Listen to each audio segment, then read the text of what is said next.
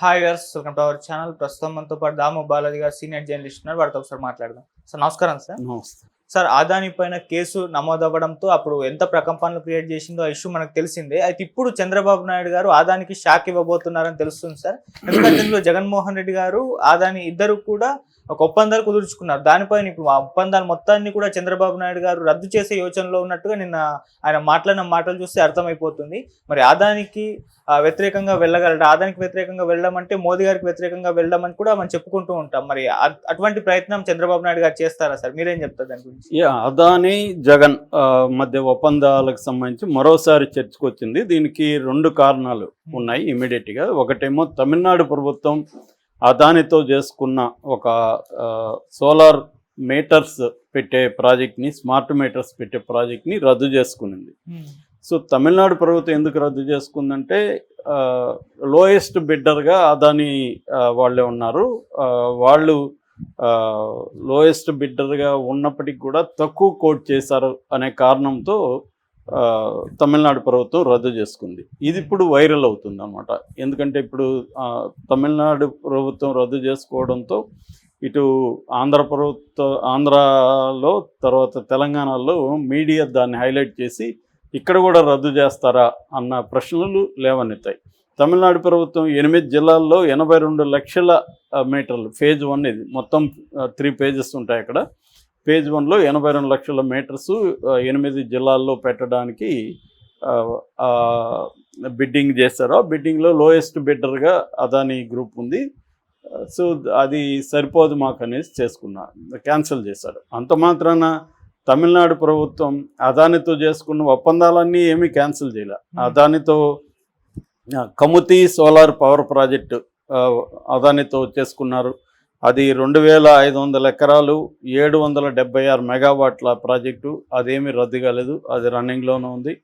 అట్లాగే అదాని కానెక్స్ అనే ఒక హైపర్ డేటా సెంటర్, దానికి సంబంధించి 13,200 కోట్లు, అది రన్నింగ్లోనే ఉంది. అట్లాగే మొత్తంగా గ్లోబల్ ఇన్వెస్ట్మెంట్ సమ్మిట్ జనవరి 2024లో జరిగినప్పుడు అదాని గ్రూప్తో 42,700 కోట్లు తమిళనాడు ప్రభుత్వం ఒప్పందాలు చేసుకుంది. అవేవి రద్దు కాలేదు. సో తమిళనాడు ప్రభుత్వం వీళ్ళు తెలుగులో మీడియా రాస్తున్నట్టుగా అదానినేమి తమిళనాడు నుంచి తెరమేయడం లేదు. సో ఒక కంపెనీతో రద్దు చేసుకోవడం, అయిపోయిన దాన్ని రద్దు చేసుకోవడం కూడా అంత ఈజీ కాదు. ఇదేంటంటే బిడ్డింగ్ లెవెల్లోనే రిజెక్ట్ చేశారు అంతే. మేము అనుకున్న రేటు మీరు కోట్ చేయలేదు కాబట్టి రిజెక్ట్ చేస్తున్నాం అని చేశారు తప్ప ఆల్రెడీ చేసుకున్న ఒప్పందాలని తమిళనాడు ప్రభుత్వం చేయలేదు. ఇది మొదటి అంశం ఈ చర్చకి రావడానికి. రెండవ అంశం జగన్ ప్రభుత్వం మీద జగన్ పార్టీ మీద, జగన్ మీద ప్రతీకార చర్యలు పాల్పడుతుంది కూటమనే విమర్శలు పెద్ద ఎత్తున జగన్కి సంబంధించిన మీడియా కావచ్చు, వాళ్ళ నాయకులు కావచ్చు చేస్తున్నారు. దానికి సమాధానంగా చంద్రబాబు నిన్న మాట్లాడుతూ నిజానికి అదానితో జగన్ చేసుకున్న ఒప్పందంలో లంచం తీసుకున్నారని సాక్షాత్ అమెరికన్ ఏజెన్సీలో చెప్పాయి. అందులో నాకు లడ్డులాగా దొరికాడు జగన్. నేను అనుకుంటే గంటలో జగన్ని జైలుకి పంపించేవాడిని, కానీ నేను రివెంజ్ తీర్చుకోను కాబట్టి నేను పంపించలేదు అనేది ఆయన సమాధానం ఇస్తూ చెప్పాడు. ఇప్పుడు ఇది పెద్ద చర్చకు దారితీసింది. నిజానికి చంద్రబాబు చెప్పినట్టుగా అదాని దగ్గర జగన్ లంచం తీసుకున్నాడనే మాట అమెరికన్ ఏజెన్సీ చెప్పలేదు డైరెక్ట్గా. యాక్చువల్గా అది ఏం జరిగింది, సికి అంటే సోలార్ ఎనర్జీ కార్పొరేషన్తో Adani green energy limited, azure global power limited, ఈ 2 సంస్థలు 12 గిగావాట్ల సోలార్ ఎనర్జీ సప్లై చేయడానికి ఒప్పందం కుదుర్చుకున్నాయి. అడిగినప్పుడు వాళ్ళు ఏమన్నారంటే మేము సప్లై చేస్తాం మీకని సోలార్ ఎనర్జీ కార్పొరేషన్, సికి అంటారు, సికిని అప్రోచ్ అయ్యారు. అప్రోచ్ అయినప్పుడు సికి ఏం చెప్పిందంటే మీరు కోట్ చేస్తున్న రేట్లకి ఏ స్టేట్ గవర్నమెంట్ కూడా కొనడానికి సిద్ధంగా లేదు. సికి అనేది ఏంది, ఒక మీడియేటర్ లాంటిది, గవర్నమెంట్ సంస్థ, అది పిఎస్యు అంటారు, పబ్లిక్ సెక్టర్ ఇదనమాట.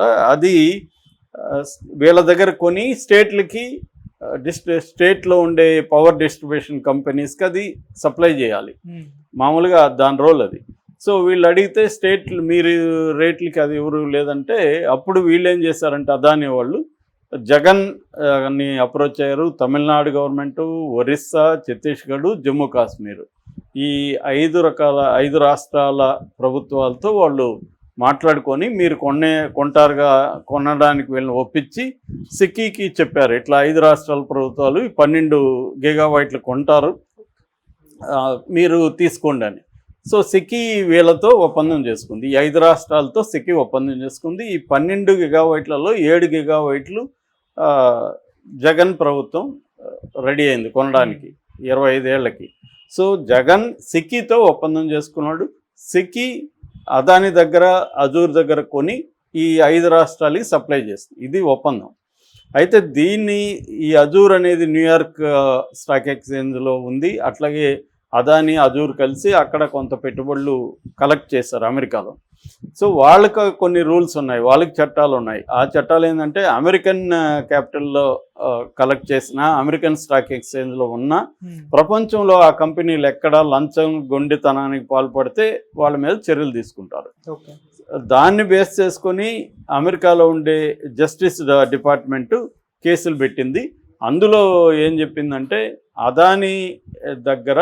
అదాని ఆంధ్రప్రదేశ్లో టాప్ అఫీషియల్స్ని కలిశారు అనేది రాశారు వాళ్ళు. ముఖ్యమంత్రి అని కూడా రాయలేదు. కాకపోతే ఇంకా ఆంధ్రప్రదేశ్లో స్టాఫ్ అఫీషియల్స్కి దాదాపు 1750 కోట్లు ఇచ్చారు. ఓవరాల్గా ఇది 2029 కోట్ల ప్రాజెక్టు అనేది వాళ్ళు చెప్పారు. సో 1750 కోట్లు ఎవరికి ఇచ్చారు? జగన్కే ఇచ్చి ఉండాలి కదా, ఇండైరెక్ట్గా అయినా అనేది ఇక్కడ ఇది. సో ఇప్పుడు చంద్రబాబు చెప్పినట్టుగా లడ్డులాగా జగన్ దొరికితే ఎందుకు అరెస్ట్ చేయట్లేదు? అసలు తప్పు కదా అది. చంద్రబాబు ఏమో నేను కక్ష ఎట్లా అవుతుంది? 1750 కోట్లు లంచం తీసుకున్న జగన్ని చంద్రబాబు ఎలా వదిలిపెడతాడు? ప్రజా సొమ్మే కదా అది, ప్రజల డబ్బులే కదా. సో లంచం తీసుకొని అతను ఆ భారాన్ని ఎవరి మీద మోపుతున్నాడు? అక్రమంగా, అంటే పవర్ సప్లై తక్కువకి ఇచ్చే పరిస్థితి ఉన్నప్పుడు ఇతను ఎక్కువ కొంటున్నాడు అంటే అర్థం ఏంటి? ఆ భారం అంతా ప్రజల మీద పడింది కదా. మరి చంద్రబాబు ప్రభుత్వం చర్య తీసుకోవాలి కదా.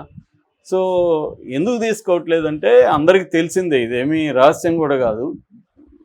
అదాని అంటేనే మోడీ, మోడీ అంటే అదాని. మనకి ఎప్పటి నుంచో సామెత ఉంది, ఇద్దరు గుజరాతీ వాళ్ళు ఇంకొక ఇద్దరు గుజరాతీ వాళ్ళకి దేశాన్ని అమ్మేస్తున్నారని. సో మనకి మోడీ రాకముందు అదాని ఎవడికి కూడా తెలిసేది కాదు. సో అదాని, అంబానీలకి మోడీ, అమిత్ షా దేశాన్ని అమ్మేస్తున్నారు, దేశంలోని వనరుల్ని తక్కువకి ఇచ్చేస్తున్నారు, వాళ్ళకి కట్టబెట్టేస్తున్నారు అనేది అసలు దేశమే కాకుండా విదేశాల్లో కూడా అదాని, అంబానీల వ్యాపారాలు బేస్ చేసుకొని మన విదేశీ విధానం కూడా రూపొందిస్తూ ఉన్నారు అన్న విమర్శలు కూడా వస్తున్నాయి. ఈ కాంటెక్స్లో జగన్ జోలికి వెళితే ఇప్పుడు జగన్ లంచం తీసుకున్నాడు, లంచం తీసుకున్నోడి మీద కేసు పెడితే లంచం ఇచ్చినోడి మీద పెట్టాలి కదా. సో లంచం ఇవ్వకుండా అయితే ఇతను తీసుకోడు కదా. మరి తీసుకున్నప్పుడు ఆ ఒప్పందం మీద కూడా రివ్యూ చేయాలి కదా, సిక్కీతో కూడా మాట్లాడాలి కదా. సో సిక్కీకి నోటీస్ ఇవ్వాలి కదా, ఇట్లా లంచం తీసుకొని ఒప్పందం జరిగింది, ఈ ఒప్పందం రద్దుకు మీరు చర్యలు తీసుకోండి అని అనాలి కదా. ఇవన్నీ అనగలడా చంద్రబాబు?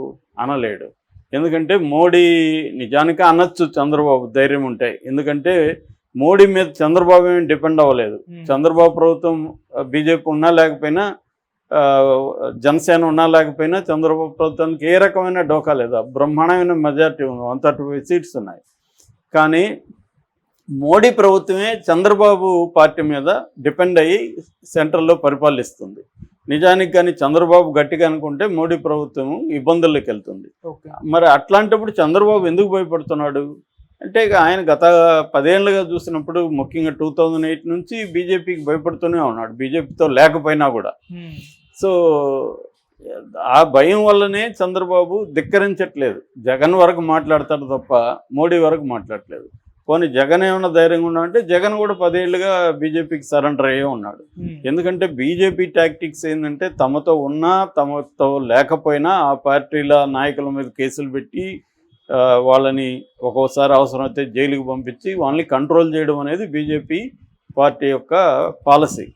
సో దానివల్ల వీళ్ళందరూ కూడా భయపడే పరిస్థితి. పోనీ చంద్రబాబు ఒకవేళ కూటమిలో ఉన్నాడు కాబట్టి భయపడుతున్నాడు అంటే, ఇక్కడ రేవంత్ రెడ్డి ప్రభుత్వం అయినా ఏం చేయగలదు? ఏమీ చేయట్లేదు కదా. అదాని ఒప్పందాలన్నింటినీ అంగీకరించింది కదా.